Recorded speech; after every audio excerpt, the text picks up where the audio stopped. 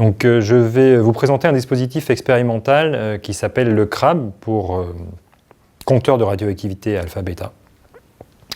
Ce dispositif est un dispositif donc, de physique nucléaire qui se constitue d'une source, on va la décrire, d'un détecteur de radiation, un Geiger-Müller, et d'emplacement pour mettre effectivement cette source, mais aussi et surtout le Geiger-Müller est connecté à un électronique de comptage dont le temps est variable.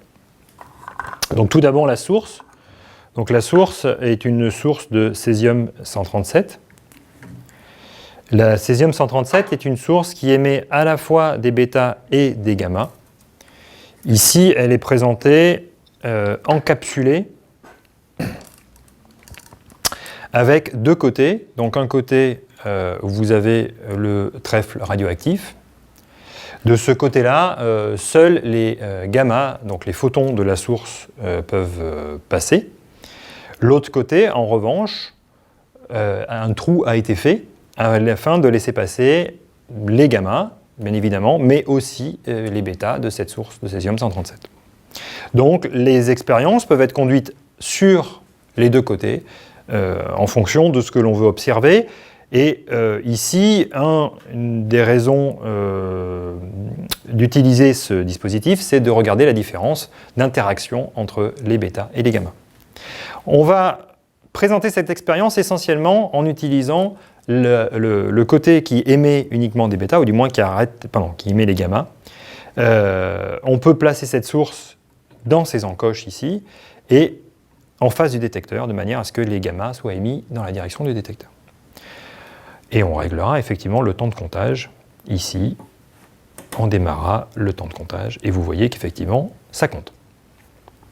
Maintenant, l'expérience elle-même. Donc l'expérience elle-même, quand on fait des mesures comme ça de comptage de radioactivité, la première chose que l'on doit faire, c'est mesurer ce que l'on appelle le bruit de fond, c'est-à-dire que comme il existe une radioactivité ambiante, le détecteur de radioactivité va compter même sans la source.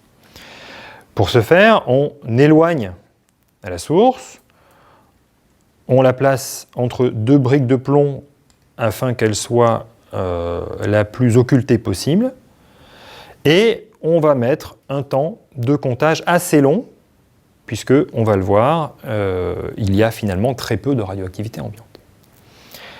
On lance le comptage. Donc là, le comptage au bout de 200 secondes, c'est terminé.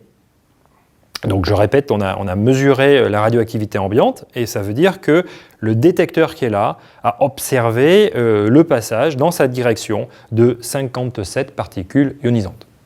Voilà, sur 200 secondes. Généralement, on prend comme unité le nombre de détections par seconde, d'accord, puisque dans les manipulations qui vont être faites par la suite, on va réduire ce temps à 50 secondes typiquement. Donc, quelles sont les manipulations suivantes ?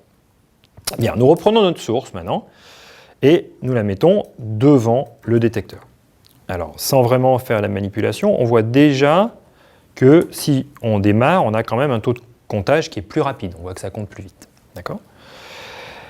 On est en train ici de mesurer un temps de 50 secondes et on n'a mis aucun matériau entre la source et le détecteur à dessein, afin d'avoir une mesure, disons, de la source elle-même, ou du moins de la mesure des particules émises par la source dans la direction du détecteur.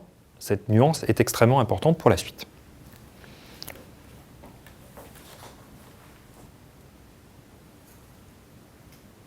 Voilà, le comptage est terminé, donc ce comptage est un comptage de 50 secondes avec la source, disons, à nu en face du détecteur, sans matériau entre les deux.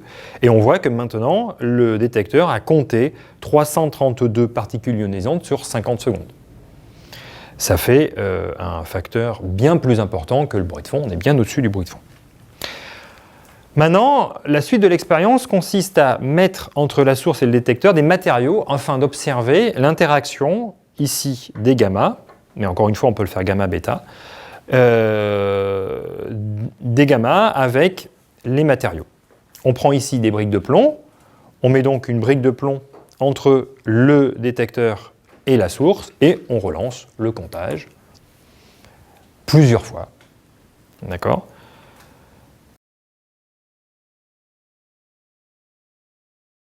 Donc le comptage est terminé. Vous voyez, donc j'ai mis un matériau et tout à l'heure, sans matériau, j'avais à peu près 300 coups, 300 particules détectées. Ici, j'en ai 180. Vous voyez que le nombre a diminué.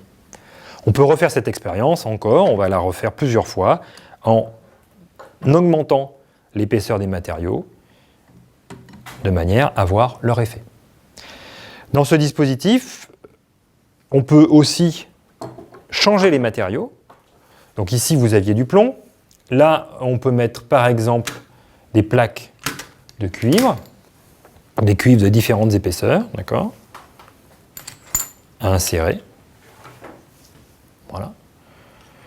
On a aussi des matériaux plus légers, comme des très fines plaques d'aluminium, montées sur des cordes en plastique, ou des plaques d'aluminium plus épaisses, comme ceci, que l'on va pouvoir intercaler et comparer avec, par exemple, le plomb, pour voir l'interaction des gammas avec la matière. Si l'on trace maintenant ce nombre de coups mesurés pour un même temps donné, c'est très important, on va observer une décroissance de ce nombre de coups mesurés, donc une absorption des photons avec la matière en fonction de l'épaisseur. Plus l'épaisseur augmente, plus les photons sont absorbés. Et on peut en extraire une variable, une observable, qui est l'atténuation linéaire ou massique pour ces matériaux et qui pourront être comparés.